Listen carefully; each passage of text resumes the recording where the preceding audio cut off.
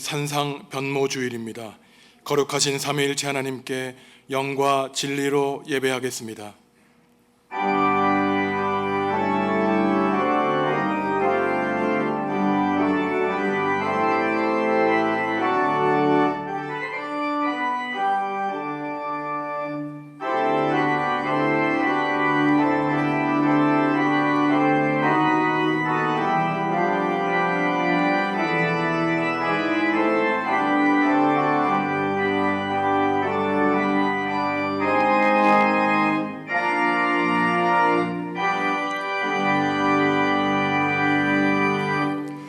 하나님, 산상변모주의를 맞이하여 예배의 자리로 불러주시니 감사합니다. 이 시간 예배하는 우리에게 크고 놀라운 은혜 베풀어 주셔서 우리의 모습도 예수님처럼 변화되게 하여 주시옵소서. 우리 안에 있는 모든 두려움과 어둠이 물러가게 하시고 우리 입술에는 오직 예수님만을 구주로 고백하는 새로운 결단 있게 하여 주옵소서. 예수님의 이름으로 기원하옵나이다. 아멘. 하늘에 계신 우리 아버지, 아버지의 이름을 거룩하게 하시며 아버지의 나라가 오게 하시며 아버지의 뜻이 하늘에서와 같이 땅에서도 이루어지게 하소서. 오늘 우리에게 일용할 양식을 주시고 우리가 우리에게 잘못한 사람을 용서하여 준 것 같이 우리 죄를 용서하여 주시고 우리를 시험에 빠지지 않게 하시고 악에서 구하소서. 나라와 권능과 영광이 영원히 아버지의 것입니다. 아멘.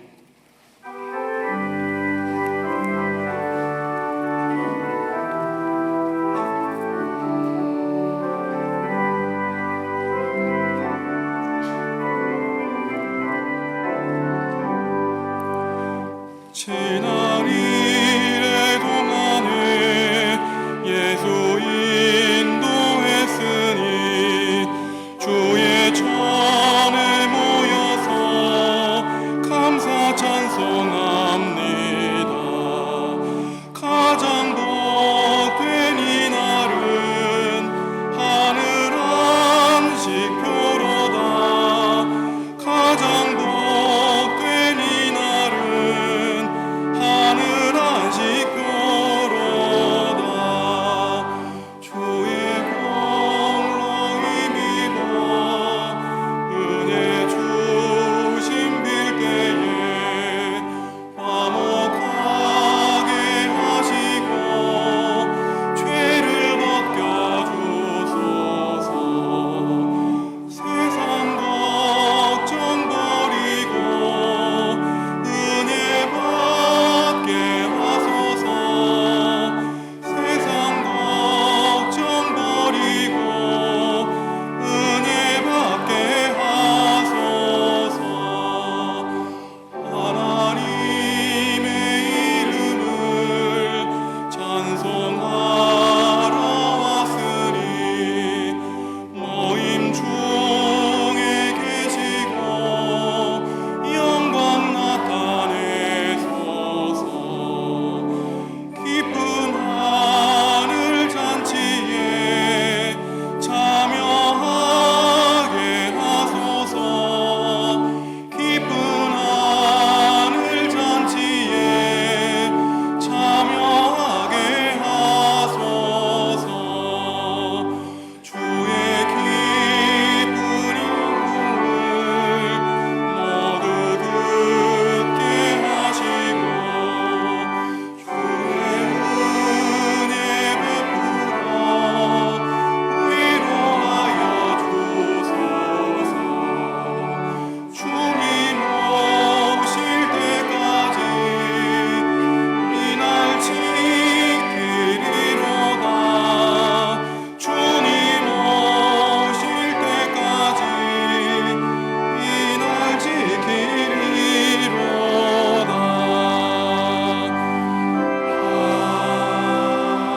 아멘.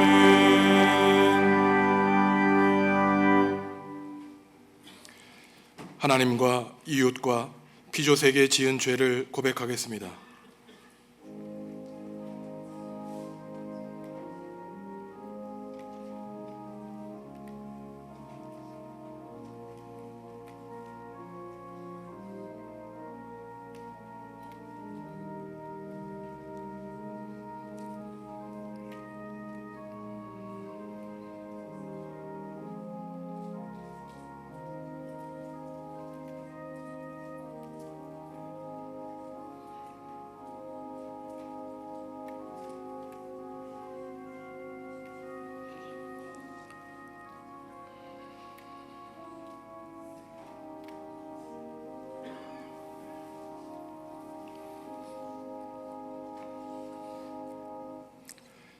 하나님이 우리에게 주시는 용서의 말씀입니다.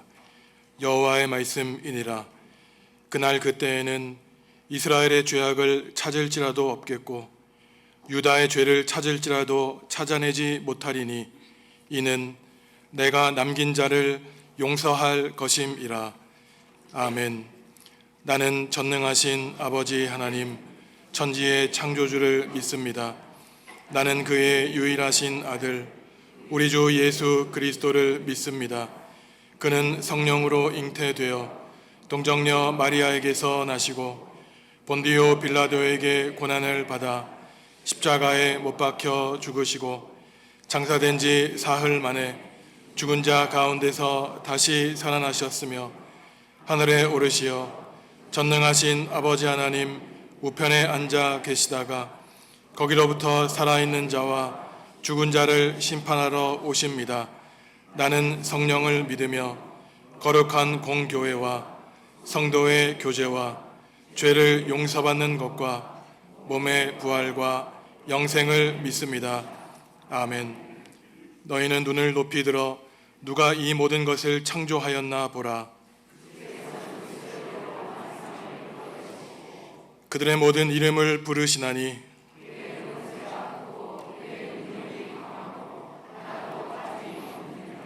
야곱아 어찌하여 내가 말하며 이스라엘아 내가 이르기를 내 길은 여호와께 숨겨졌으며 너는 알지 못하였느냐 듣지 못하였느냐 영원하신 하나님 여호와 땅끝까지 창조하신 이는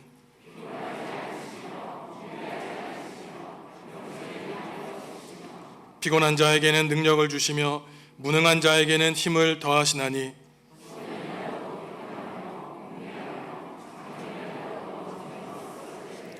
오직 여호와를 앙망하는 자는 새 힘을 얻으리니 다른 박질하여도 곤비하지 아니하겠고 걸어가도 피곤하지 아니하리로다. 아멘.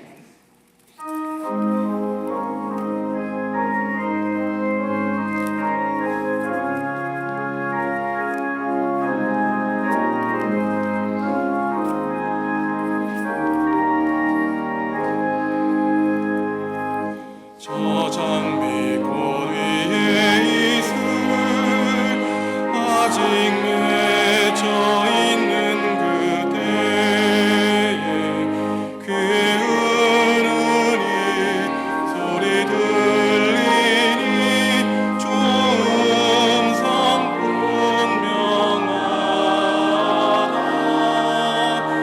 주님 나와 동행을 하면서 나를 친구 삼으셨네.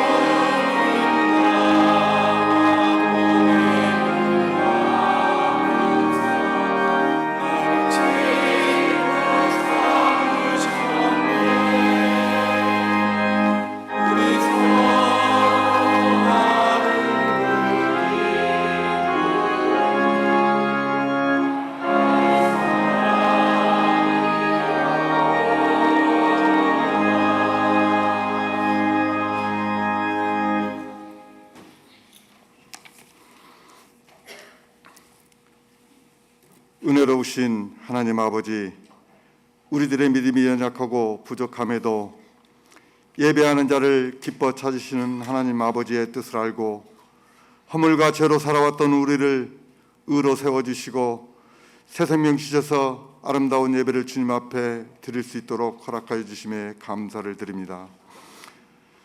거룩한 주의 날 말씀으로 전신갑주를 입고 찬송의 입술로 드리는 예배를 연락하시어 우리들의 죄와 허물과 불순종을 자각하지 못하고 저지른 죄악을 회개하오니 예수 그리스도의 십자가로 용서받기를 원합니다. 새롭게 주님의 모습으로 변화되는 삶이 살아가게 하여 주시옵소서. 정결한 마음으로 겸손과 감사가 넘침으로 하나님께 영광이 되게 하시옵고 오직 그리스도 안에서 신령한 마음으로 말씀 듣고 성령 충만함으로 피곤한 육신이 치유받는 예배의 시간이 되도록 은총 베풀어 주시옵소서. 하나님 아버지, 우리 민족 고유 명절인 설날입니다. 민족의 설날도 하나님의 허락하심에 서로 사랑과 우애를 나눌 수 있도록 하시옵소서. 혼탁하고 타락한 이 세상 속에서 설 명절을 통해 서로 하나 되게 하시고 화목한 가족들의 만남이 있게 하시옵소서. 믿음의 주의 자녀들 귀성과 귀경 등으로 오고 가는 발걸음 위에도 주님께서 동행하여 주시어서 안전하게 사고 없이 즐거운 명절 되게 하여 주시옵소서. 하나님 아버지, 이 나라 이 민족 기억하여 주시옵소서. 이 나라를 다스리는 위정자들이 하나님을 경외하는 마음으로 국민들을 위한 정치하게 하셨고 시대를 분별하고 나라를 위해 간절히 기도했던 다니엘처럼 우리들도 북한 동포를 위한 선교와 평화적이고 민주적인 통일을 위해 기도하오니 주님께서 간섭해 주시옵소서. 또한 우리들의 삶이 풍성하다고는 하나 정치적으로 경제적으로 혼란스러운 어지러운 세상에 조금이라도 주님의 뜻을 이루어갈 수 있는 이 시대가 되게 하여 주시옵소서. 전능하신 하나님 아버지, 하나님 말씀을 전하실 김선정 목사님 단위에 세우셨으니 성령으로 강건하게 하시고 주님의 일에 크게 쓰임 받으시는 종이오니 필요한 건강과 지혜와 능력으로 덧입혀 주셔서 우리 모든 양들을 이끌고 가시는데 부족함이 없는 목자로 세워 주시옵소서. 이 모든 일이 하나님께서 예배하신 은총에 감사를 드려오며 이 지역 복음화를 위해 70년의 세월 속에 크신 축복을 주셨사오니 이제는 세월의 무게만큼이나 새롭게 거듭나는 교회 되게 하여 주시옵소서. 사랑이 가득하게 하시고 은혜가 넘쳐나게 하시옵소서. 예배를 통해서 위로받기를 원합니다. 부족한 것을 채워주시기를 믿사옵고 우리들의 삶에 관여해 주셨기를 간절히 바라며 예수 그리스도의 이름으로 기도합니다. 아멘.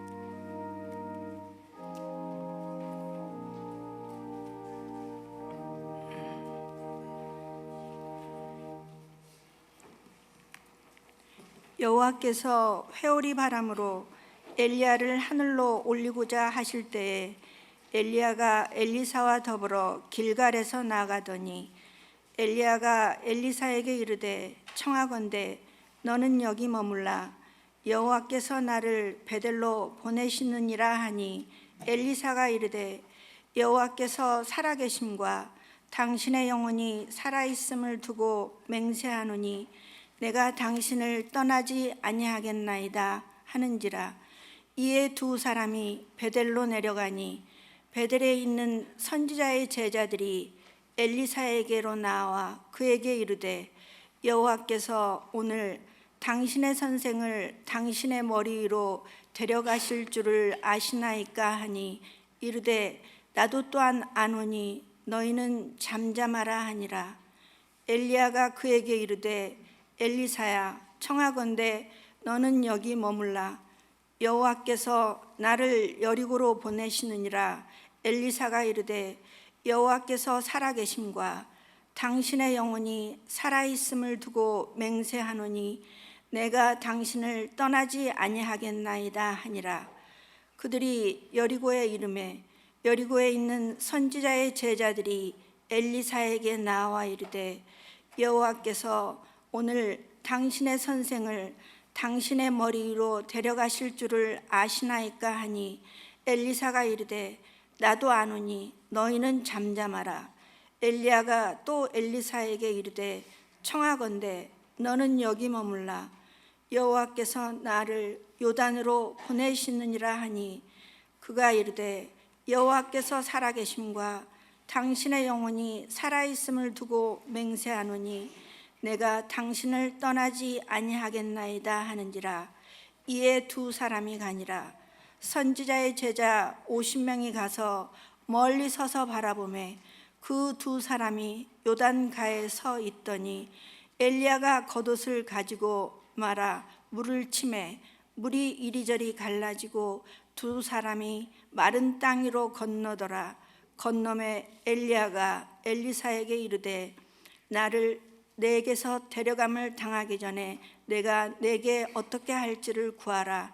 엘리사가 이르되 당신의 성령이 하시는 역사가 갑절이나 내게 있게 하소서 하는지라. 이르되 내가 어려운 일을 구하는도다. 그러나 나를 내게서 데려가시는 것을 내가 보면 그 일이 내게 이루어지려니와 그렇지 아니하면 이루어지지 아니하리라 하고 두 사람이 길을 가며 말하더니 불수레와 불말들이 두 사람을 갈라놓고 엘리야가 회오리 바람으로 하늘로 올라가더라. 엘리사가 보고 소리 지르되 내 아버지여 내 아버지여 이스라엘의 병거와 그 마병이여 하더니 다시 보이지 아니하는지라. 이에 엘리사가 자기의 옷을 잡아 둘로 찢고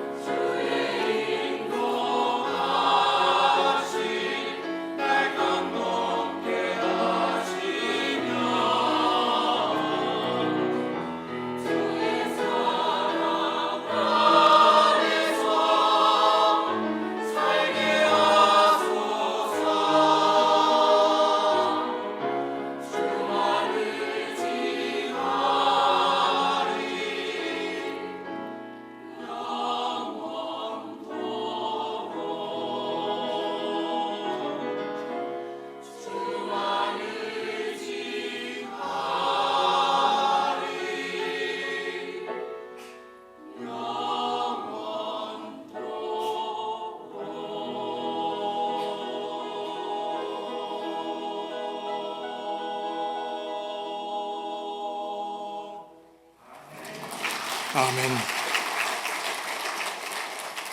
설 명절은 행복하게 보내셨습니까? 오늘 우리 민족은 설 연휴를 보내고 있는데 교회의 달력으로는 산상 변모주의를 보내고 있습니다. 예수님이 탄생하시고 이 땅에 현현하신 기념주의를 보내다가 이제 오늘 산상 변모주일 이후에 예수님은 변화산에서 완전히 가장 큰 하나님의 영광을 맞이하시고 이제는 산 아래로 내려오신 다음에 예루살렘을 향하여 인류를 구원하시기 위한 십자가의 길, 고난의 길로 접어들게 됩니다.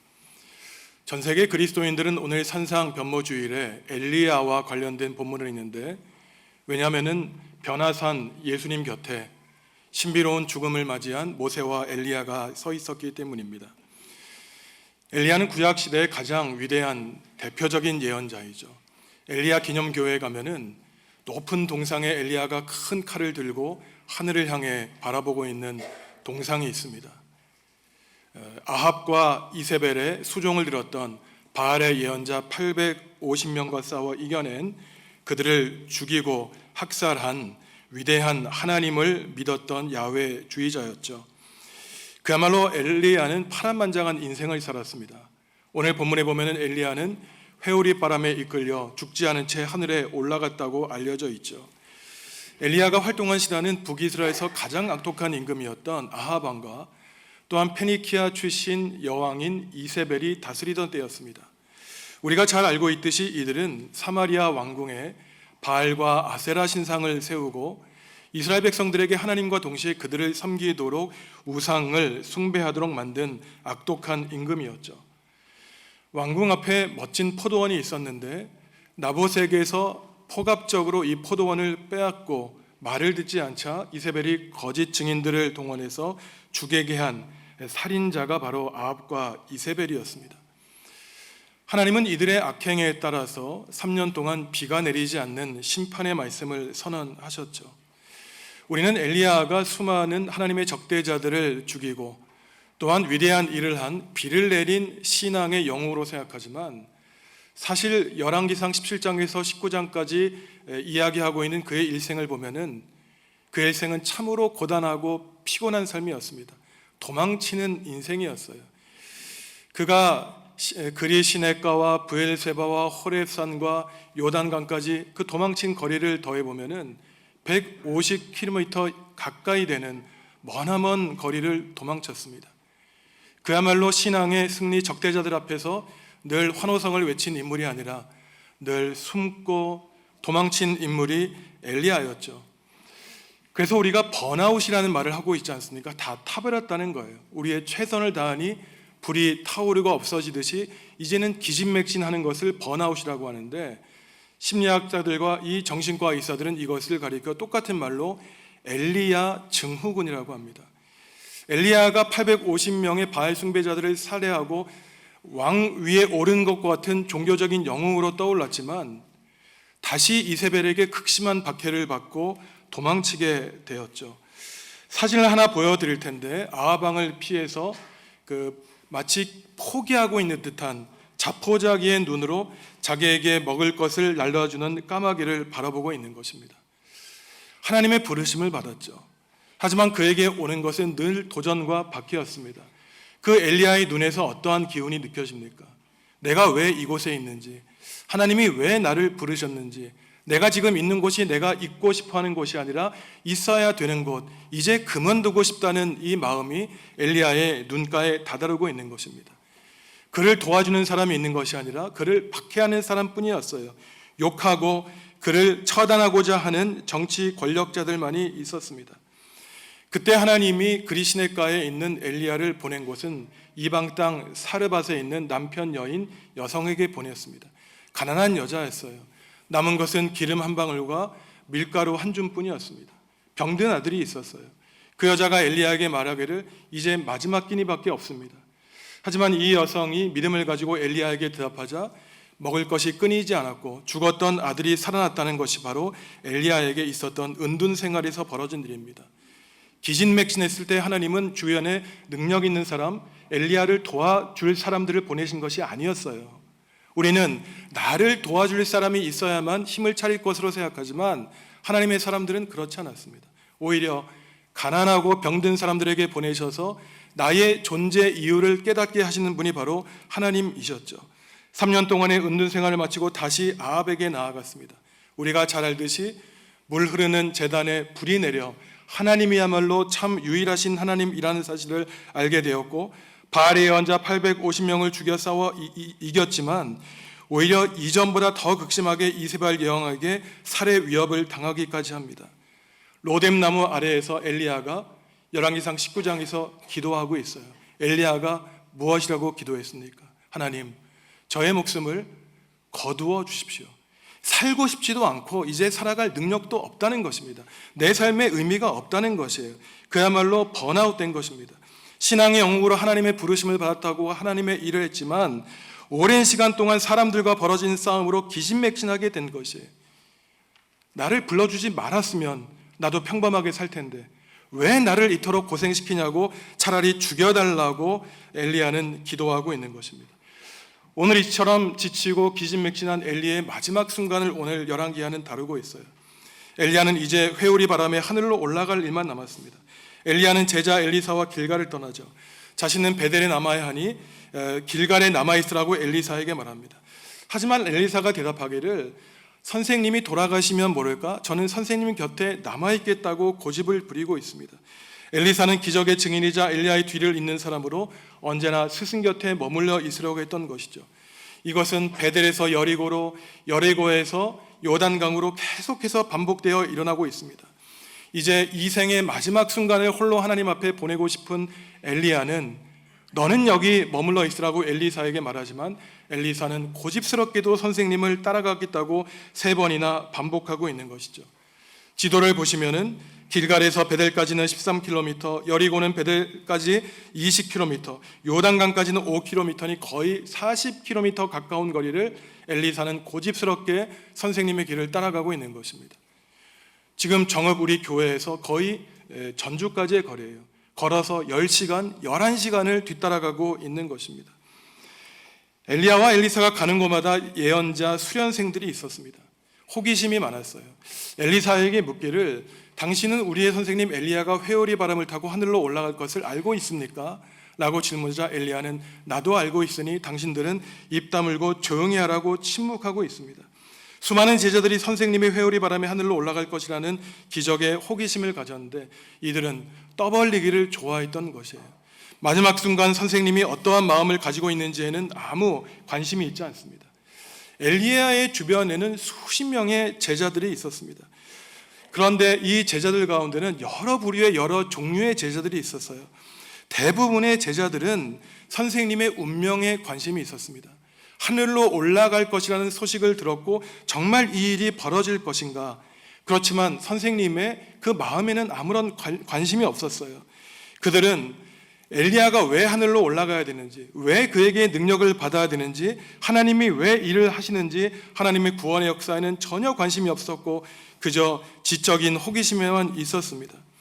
하지만 단 한 명 엘리사는 이들과 달랐습니다. 40km 이상 되는 그 길을 말없이 따라갔어요. 궁금했을 것입니다. 도대체 마지막 날 하늘로 올라가기 전 왜 선생님이 이렇게 먼 길을 이동하실까? 그 오랜 시간 함께 길을 따라가면서 선생님이 나에게 아무 말 하지 않으시는 것을 야속해 했는지도 모릅니다. 궁금했을 것이지만 제자는 스승에게 단 한 번도 물어보지 않았어요. 심지어 오늘 본문도 왜 하늘로 올라가기 전에 그 수많은 오랜 길을 오랜 시간 동안 엘리야가 엘리사를 데리고 걸었는지 성경도 말하지 않습니다. 하지만 비록 엘리사가 궁금했지만 질문하지 않은 이유가 있습니다. 선생님에게는 그러한 뜻이 있겠지, 다 이유와 목적이 있을 것이라는 생각으로 스승을 신뢰했기 때문이에요. 신뢰하지 않았으면 고집스럽게 물었을 것입니다. 왜 나를 지치게 하느냐, 왜 나에게 이러한 헛수고를 하게 하느냐 물었겠지요. 하지만 엘리사는 순종적인 제자였습니다. 엘리야는 이처럼 묵묵히 자신의 길을 이유도 묻지 않고 따르는 자기 곁에 제자를 둔 참으로 귀한 사람이었어요. 때로 우리가 하나님께 가져야 될 태도가 이러합니다. 오늘날은 너무나 이성적이고 합리적인 시대가 되었죠. 우리가 머리로 설득되지 않으면 동의하지 못합니다. 그 사람이 시키는 일을 할 수가 없어요. 내가 모든 것을 알아야 하겠다고 생각합니다. 모든 일에 내가 납득이 닿아야 한다고 그때부터 일하기 시작해야 된다고 말을 하고 있죠. 그러니 이 세상에 신비란 없는 것이에요. 신비라고 하는 것은 감춰진 것이에요. 우리가 알 수 있는 것이 아닙니다. 이미 아는 것은 신비가 아니에요. 하나님의 영역이 아니라 세상의 영역입니다. 바울이 말하죠. 지금은 청동 거울로 보는 것 같지만 그때가 되면은 내가 모든 것을 알게 될 것이라고 말합니다. 하나님을 신뢰하면, 때로는 하나님의 뜻이 이해되지 않아도 그저 묵묵히 하나님의 길을 따르는 것입니다. 하나님의 말씀에 순종하게 되는 것이죠. 너무나 이성적이고 너무나 똑똑하고 너무나 합리적인 사고로 따져 묻는 모습으로는 우리의 이성을 뛰어넘는 하나님의 신비의 영역에 다가갈 수 없는 것이죠. 믿음이 없기에 설명하라는 것이에요. 신뢰하지 않기에 나를 납득시키라는 것입니다. 평생 그러한 식으로 신앙생활한다면 우리는 결코 우리 눈에 감추어져 있고 숨겨져 있는 하나님의 뜻을 알 수 없는 것입니다. 오늘 당장 이야기만 해도 그렇죠. 어떻게 회오리 바람을 타고 우리가 올라갑니까? 겉옷을 벗고 요단강을 치니 어떻게 요단강물이 둘로 갈라지게 될 것일까요? 하지만 기적이라고 하는 것은 우리가 이성적으로 믿기 힘든 것만 기적이 아닙니다. 지금 우리가 살아있다는 사실이 기적이에요.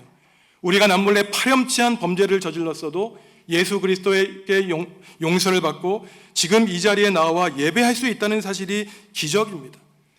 때로는 우리 삶의 모든 것이 다 이해되지 않아도 우리는 하나님의 선하신 손길을 믿고 따라가야 되는 것이죠. 그때 조금씩 우리는 하나님이 귀히 쓰시는 일꾼으로 변화되어 나갈 수 있는 것입니다. 이후에 엘리야와 엘리사는 50명의 제자 앞에서 요단강의 마른 땅을 건너죠. 엘리야가 겉옷을 보고 요단강을 치니 물이 갈라지게 됩니다. 마른 땅을 건너 건너편에서 엘리야가 제자 엘리사에게 묻죠. 네가 왜 도대체 나를 지금까지 따라왔느냐? 도대체 네가 나에게 바라는 것이 무엇이냐고 질문하고 있어요. 엘리사는 갑절의 능력, 스승님이 행하신 성령님의 능력을 2배로 요청하고 있습니다. 그런데 이것에 대해서 수많은 대부분의 교인들이 오해를 가지고 있어요. 선생님의 성령의 능력의 수치로 2배를 달라고 요구하는 것으로 알고 있지만 이것은 히브리어 성경을 잘못 이해하는 것입니다. 성령은 소유물이 아니죠. 이것은 장자의 권리와 관련이 있습니다. 신명기 21장을 보면은 지금이야 아들, 딸 상관없이 부모님이 모든 재산을 똑같이 분배해 줘야 되지만 당시에는 장자가 다른 자식들보다 2배의 유산을 받을 권리를 가지고 있었습니다. 그러니 창세기에 있는 쌍둥이 형제의 다툼 이야기를 우리가 이해할 수 있는 것이죠. 에서와 야곱이 쌍둥이였지 않습니까? 몇 초 상관으로, 몇 분 상관으로 형님과 동생이 결정되었어요. 쌍둥이였습니다. 그런데 야곱이 생각하기엔 너무나 억울했던 것이에요. 부모님이 돌아가신 다음에 나와 같은 시간에 태어난 내 형님이 2배의 유산을 받아야 되니, 그러니 사냥을 하고 피곤해 지쳐 돌아온 형 에서에게 팥죽을 끌어줘서 장자권을 얻게 된 것입니다. 이 장자의 권리는 사람이 한번 가지고 태어나면 결코 뒤바뀌기 힘든 너무나 큰 권리였던 것이죠. 엘리사가 그래서 스승님인 엘리야에게 요구하고 있는 것은, 선생님, 다른 제자들보다 저에게 선생님의 수많은 능력 가운데 2배의 몫을 주셔서 저를 수제자로 삼아 주십시오라고 하는 의미이고, 실제로 개신교 학자들과 가톨릭 학자들이 번역한 공동 번역에서는 이렇게 번역하고 있습니다. 열왕기하 2장 9절 말씀 공동 번역으로 함께 읽겠습니다. 강을 건너면서 엘리야가 엘리사에게 물었다.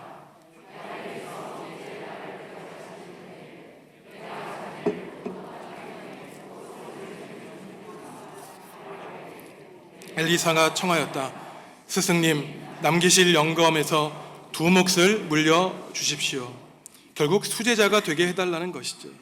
이것은 자기의 명예와 이익과 능력을 보여주기 위한 것이 아닙니다. 어려운 시대 아합과 엘리야가 하나님을 믿는 신실한 백성들을 탄압하던 그때에 자기의 온몸과 마음을 바쳐 하나님의 능력으로 하나님 나라와 구원을 이루겠다고 하는 헌신적인 마음인 것이에요.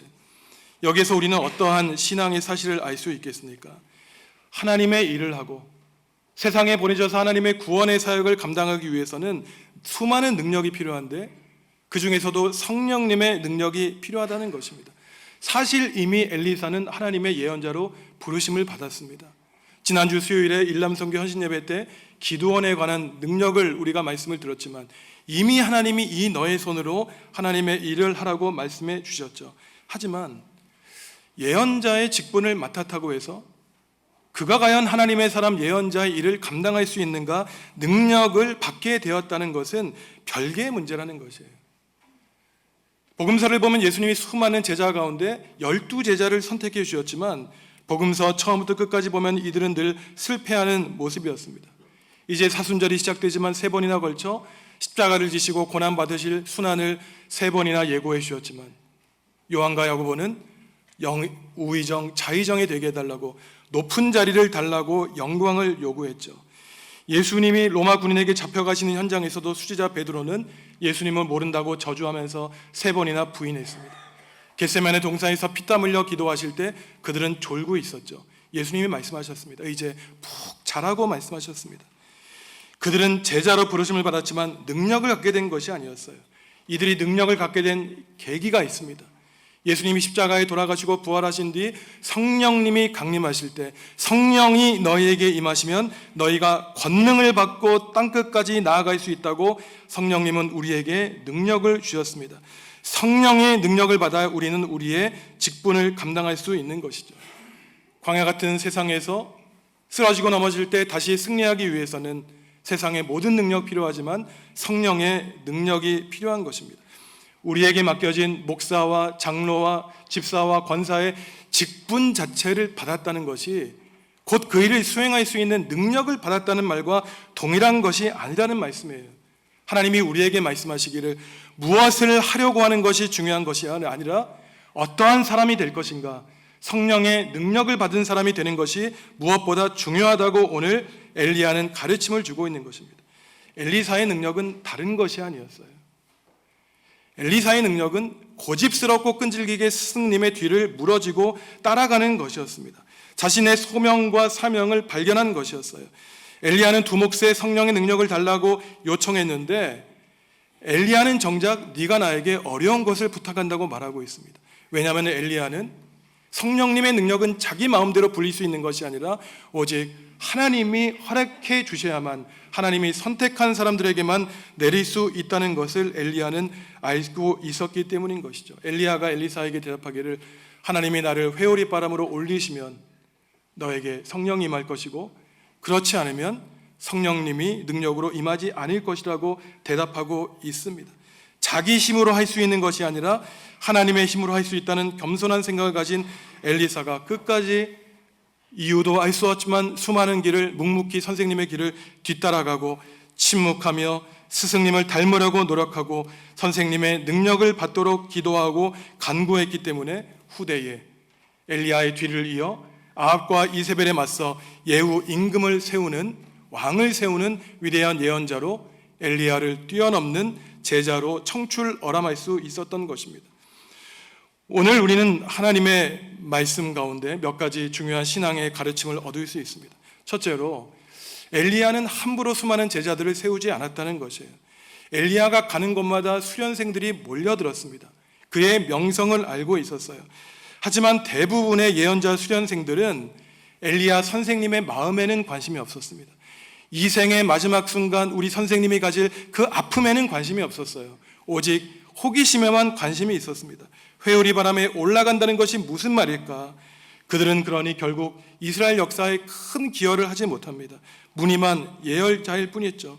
수십 명의 제자들 가운데 엘리야는 하나님 나라의 열정을 가진 엘리사를 그의 제자로 삼았습니다. 오랜 시간 동안 그를 관찰했어요. 그가 진정 바라는 것이 무엇인지, 묵묵히 나의 뒤를 따라올 수 있는 것인지, 이해되지 않아도 나를 신뢰하며 따를 것인지, 자기의 명예를 드러내기 위해 성령을 달라는 것인지, 하나님 나라와 구원을 위해 하나님의 예언자 직분을 감당할 것인지 엘리야는 끝까지 엘리사를 신중하게 판단하였습니다. 오늘날 교회가 해야 될 것은 빈 공간에 수많은 사람들을 가득가득 채우는 것이 아니라 비록 소수일지라도 하나님께 신실하게 충성되게 남아있는 엘리사와 같은 하나님 나라에 대한 참된 열정을 갖는 사람이 있어야만 하나님의 구원의 역사가 교회를 통해서 이루어진다는 사실이죠. 둘째로 우리가 깨닫고 고백해야 되는 것은 하나님의 일꾼으로 부르심을 받은 사람은 자기의 명예와 이익을 위해 자기의 영향력을 발휘하기 위해 그 직분을 이용해서는 안 된다는 것입니다. 오직 하나님 나라와 백성을 위해 그 직분을 사용해야 된다는 것이죠. 수많은 사람들은 스승과의 이별을 앞두고 그저 단순한 호기심을 가지고 선생님을 대했습니다. 이들에게 하나님의 통치와 다스림은 중요한 관심사가 아니었죠. 하지만 엘리사는 달랐습니다. 하나님의 능력을 달라는 것은 자기의 능력을 과시하기 위한 것이 아니었어요. 힘든 심하고 정말 고단한 인생과 이 세상 가운데 우상을 숭배했던 아합과 이세벨에 맞서 자신의 몸과 마음을 다하여 하나님의 구원을 이루기 위하여 오직 하나님 나라를 건설하기 위해 성령님의 능력을 얻기를 원했던 것입니다. 우리에게 능력과 은사가 필요하다면 그것은 나 자신을 뛰어넘어 하나님 나라와 세상을 하나님 나라로 만들기 위한 것이죠. 마지막으로 신앙이 훌륭한 그리스도인은 때로는 이해되지 않고 납득되지 않아도 하나님이 깨달음을 주실 때까지 묵묵히 예수 그리스도의 십자가의 길을 걸어가야 된다는 사실입니다. 엘리야는 회오리 바람에 이끌려 올라갈 때까지 길갈에서 베델로, 베델에서 여리고로, 여리고에서 요단강까지 도대체 내가 왜 이 여행을 하는지 한마디의 설명 없이 엘리사가 그의 뒤를 따라다녔습니다.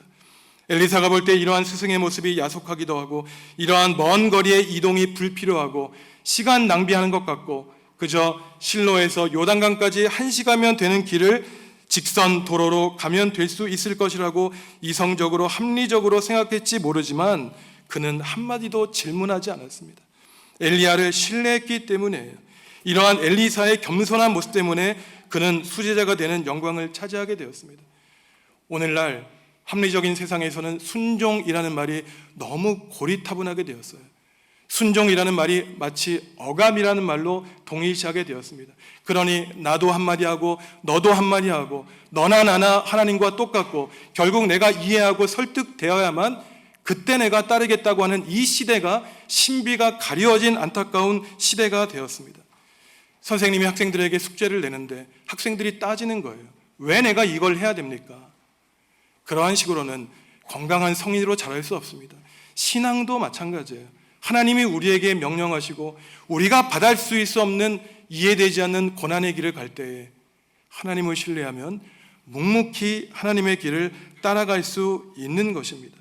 그래야만 하나님을 신뢰해야만 때로 이해되지 않아도 내 눈에 보이지 않는 하나님의 뜻과 섭리가 분명히 있음을 알기에 그러한 사람이 바로 하나님 나라의 일을 잘 감당할 수 있는 것이죠. 오늘 엘리사가 3번, 4번 반복해서 대답했던 말이 있습니다. 당신을 떠나지 않겠습니다 라고 대답하고 있어요. 비록 스승은 아무 말도 하지 않고 아무런 설명도 하지 않지만 엘리사는 삶의 마지막 순간을 지내고 있는 선생님의 그 외롭고 고독한 마음을 이해했기 때문이에요. 그가 선생님을 도와준다고 말하지 않았습니다. 당신을 이해한다고 말하지 않았어요. 그저 선생님이 걸어가는 그 길에 동행하는 것만으로 선생님은 하늘로 올려짐을 받게 된 것이죠. 예수님이 십자가 앞에서 피땀 흘리며 기도할 때 제자들이 잠들어 예수님의 마음을 아프게 했습니다. 예수님이 십자가에 달려 우리를 위해 보혈 흘리실 때 제자들은 세상으로 뿔뿔이 흩어졌죠. 2024년 산상변모주일, 이제 사순절을 시작하는 이때에 성도 여러분, 우리가 과연 예수님을 버려두고 뿔뿔이 흩어져야 되겠습니까? 70년 전 이 땅에 세워주신 우리 정읍중앙교회 엘리야와 엘리사와 같은 스승과 제자, 예수 그리스도의 부활 이후에 성령님의 강림하심을 받고 성령의 능력으로 땅끝까지 이르러 주님의 복음을 전한 예수 그리스도의 제자들이 늘어나 우리 교회를 통하여 하나님 나라가 건설되고 주님의 놀라운 구원의 역사가 이루어지는 은총이 앞으로 80주년에도 90주년에도 100주년에도 이루어지기를 주님의 이름으로 간절히 기원합니다. 하나님, 죽지 않고 하늘로 올라간 엘리야의 삶을 쫓아가겠습니다. 엘리야의 능력이 두 몫을 간구한 엘리사의 마음을 쫓아가겠습니다. 엘리사의 능력은 자신을 위한 것이 아니라 베풀고 나누기 위한 성령의 능력이었으니 우리도 나 자신을 넘어 이웃과 세상, 교회와 하나님 나라를 위하는 성령의 능력을 힘입게 하여 주시옵소서. 그리하여 교회의 부흥과 성령님의 변화의 바람을 불러일으키고 선한 영향력을 발휘하는 신앙인과 우리 정읍중앙교회가 될 수 있도록 성령님 역사하여 주시옵소서. 예수님의 이름으로 기도합니다. 아멘.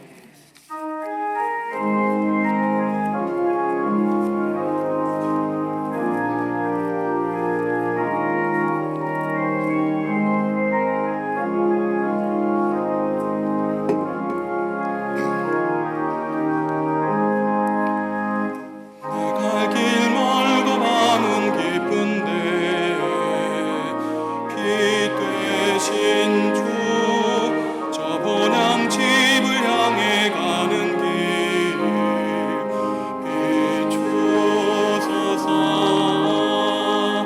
내 가는 길 달지 못하나 한 걸음씩 늘 인도하소서.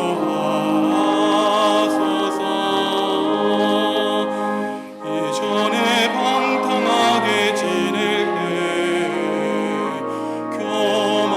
교만하여 맘대로 고집하던 이 죄인 사하소서. 내 지은 죄 다 기억 마시고 주 뜻대로 늘 주장하소서.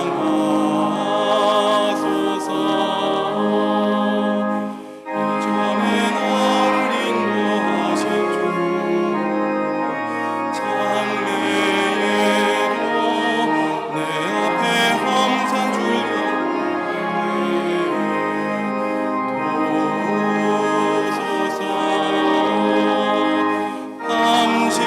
함신하고 저 맑은 아침에 기쁨으로 내 주를 만나리.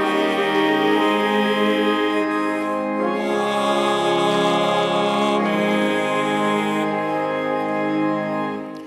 성도 여러분, 주님이 우리에게 물으십니다. 내가 누구를 보낼까? 누가 우리를 대신하여 갈 것인가?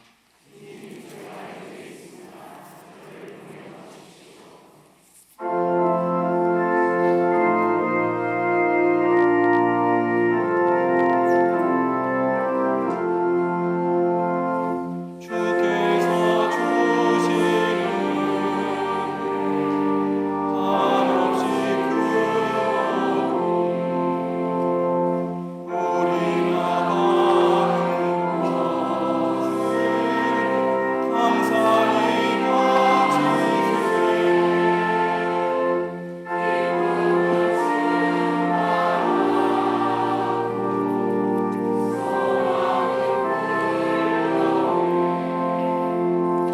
정성과 마음을 다해 경배를 드리세. 하나님, 우리의 피난처요 견고한 망대 되어 주시니 감사합니다. 광야와 같은 인생길을 걸어가는 동안 우리에게 일용할 양식과 필요를 채워 주신 은혜에 감사합니다. 지치고 쓰러질 때마다 푸른 초장, 쉴만한 물가로 인도하여 주시고 인생의 넘치는 파도와 풍랑을 만날 때마다 능력의 손길로 이끌어 주시는 주님을 찬양하오니 기도하는 우리의 심령 위에 주님의 은총을 허락하여 주시옵소서. 설 명절을 보내며 사랑하는 가족과 함께 행복한 시간 보내게 하시니 감사합니다. 모든 가정에 주님이 평화 주시고 상처와 아픔과 근심과 걱정이 있는 가정에 주님이 위로와 은혜로 어루만져 주시옵소서. 여러 기도와 간구 제목을 가지고 주님 앞에 나온 교우들이 있습니다. 병상에서 외롭게 홀로 병마와 싸우는 자녀들이 있습니다. 전도카드에 가족과 이웃의 이름을 적고 이들을 구원하기 위해 간절히 기도하는 교우들이 있습니다. 가정과 직장과 자녀와 삶의 문제를 놓고 간구하는 교우들이 있습니다. 주님 불쌍히 여겨 주시옵소서. 이들의 기도 들어주시고 응답하여 주시옵소서. 이제 제2의 수요일을 시작으로 주님이 당하신 고난을 묵상하는 사순절을 보내게 됩니다. 우리가 지은 죄와 우리가 당하는 고난에서 해방시켜 주시기 위해 십자가에서 보혈 흘리신 주님의 은혜 기억하게 하시고, 주님이 남겨놓으신 고난을 우리 삶에 가득 채우는 거룩한 절기 될 수 있도록 성령님 은혜와 능력 베풀어 주시옵소서.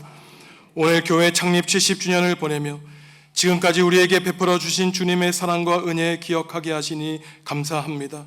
목말라도 마음껏 깨끗한 물을 마실 수 없는 탄자니아의 생명을 살리는 일을 감당하게 하시니 감사합니다.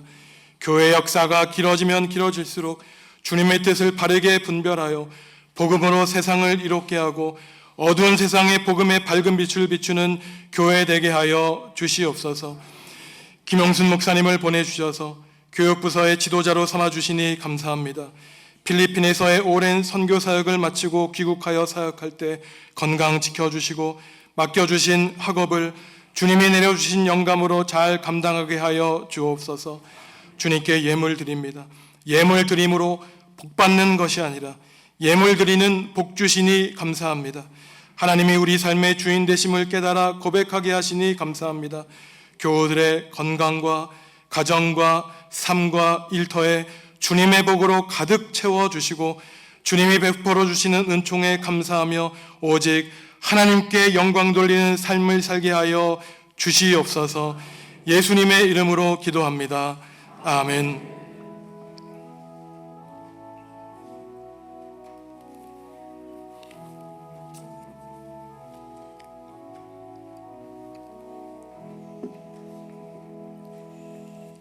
주님의 평화가 여러분과 함께 하시기를 바랍니다. 새해 복 많이 받으십시오. 함께 인사하시죠. 새해 하나님이 주신 복을 많이 받으시기 바랍니다. 예, 이 자리에 오늘 설을 맞이해서 초등부부터 중고등부 우리 자녀들이 있는데 얼마나 예배를 잘 드리는지 모릅니다. 엘리야처럼 그냥 모든 것 다 바쳐서 공부하다가 졸업한 다음에 기진맥진하지 말고 하나님이 주신 힘대로 할 수 있는 데까지 적당히 하시기 바랍니다. 우리 사랑하는 자녀들 위해서 큰 박수로 격려해 주시면 좋겠습니다. 네, 부임 인사드리겠습니다. 김용순 목사님, 초등 1부의 교육 목사님으로 부임하시는데요. 목사님이 1998년에 필리핀에 떠나서 지금까지 현지인 선교하시고 지난주 금요일에 귀국하셨습니다. 한일장신대학교에서 구약학 박사 학위 과정 가운데 있고 부군도 우리 교단 목사님입니다. 하나님이 우리 교회 귀한 목사님 보내주셨는데 댁은 완주시고요. 그래서 우리 교회에서 사역하실 때 어느 때보다 복되고 하나님의 성령님의 능력을 받는 행복한 사역 될 수 있도록 큰 박수로 힘을 북돋는 박수 드리겠습니다.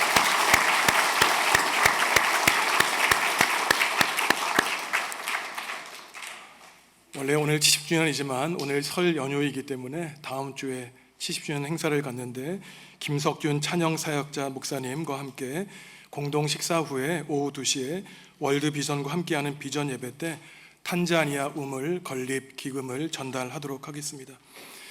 이번 주 수요일에 제2의 수요일을 시작으로 40일 동안 사순절이 시작됩니다.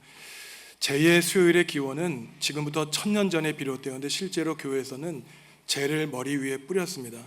저희가 그렇게 하지는 못하고 이번 제2의 수요일에는 숯을 이마에 십자가로 그리는 예식을 갖도록 하겠습니다. 그날 성찬식이 있기 때문에 오시면은 양 옆자리는 비워두시고 가운데 뒷자리로 앉아주셔야 성찬식과 제 예식을 잘 할 수 있을 것입니다. 또한 3월 31일 부활주일에는 입교식과 세례식이 있는데 전통적으로 교회에서는 사순절을 세례 입교 교육의 훈련 시간으로 보냈습니다. 하나님께 나와 죄를 고백하고 회개하며 새로운 인생을 살고자 하시는 분들이 준비하는 시간이었죠. 이번 주 수요일에 제2의 수요일은 마음을 찢고 돌아오라고 하는 회개의 요청입니다. 그동안 마음에 무거운 짐이 있으셨던 분들은 수요일에 나오셔서 하나님께 회개하는 시간을 가질 텐데 저부터 저의 지나간 나를 돌아보며 회개하는 마음으로 예식에 임하도록 하겠습니다. 다음 주 주일 2부 예배 후에는 재직회가 있는데 안건은 문일규 전사님 목사 안수 청원과 임종태 목사님 영원 천원입니다. 저희가 원래 노회 때 그 전에 임박해서 시차례가 있었는데 이번에 시차례가 좀 일찍 열려서 다음 주에 이 두 안건 놓고 재직회를 열도록 하겠습니다. 일어나셔서 주님께 찬양하시겠습니다.